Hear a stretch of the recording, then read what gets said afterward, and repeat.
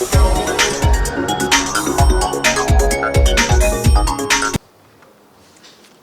basically that is that, and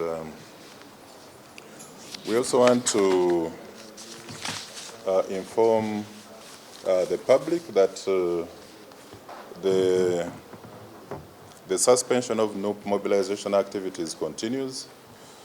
As you're aware, today marks the 6th day into the suspension of no mobilization activities following several breaches of guidelines that led to public disorder, traffic disruptions, and delays, loss of business, malicious damage to property, and dangerous driving that caused death and injuries to a number of fans. Like indicated, the suspension of these mobilization activities continues, although we've gotten statements of defiance and non-compliance to some of these guidelines.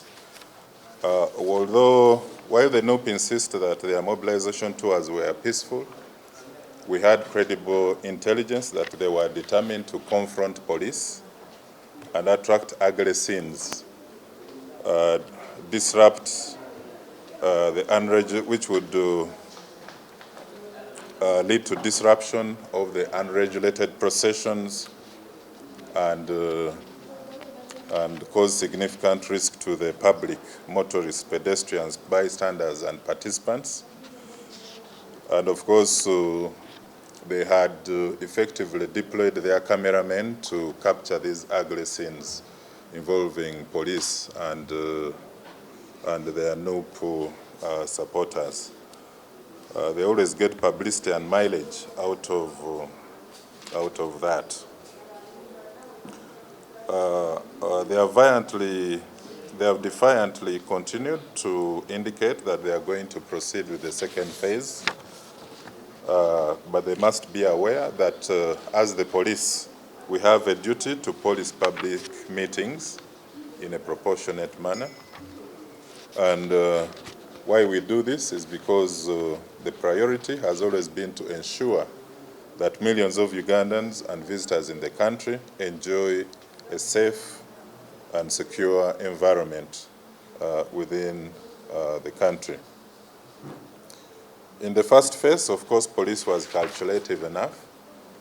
We exercised restraint and avoided any confrontations with the NUP that could have attracted ugly scenes for publicity and negative propaganda against the police and the country.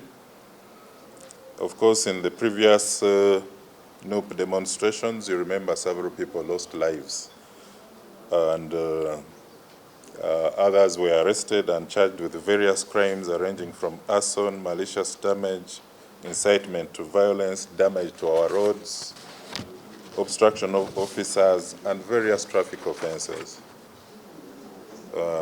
And in these demonstrations, there is no respect usually there is no respect, there is minimum regard towards the communities and so on. So I want to call upon Ugandans and visitors in the country to stand in solidarity with the rule of law and reject these unlawful demonstrations and destructive behaviors that are associated with the NUP. So we anticipate protest events that are planned for days to come, and even the alleged mass demonstration planned for January 2024. But we have a multi-layered strategy that indicates our counter-response, reaction, and our ability to make arrests, especially of ringleaders. So we will not rest until those who plan to use violence and impunity and lawlessness are brought to full justice in the country.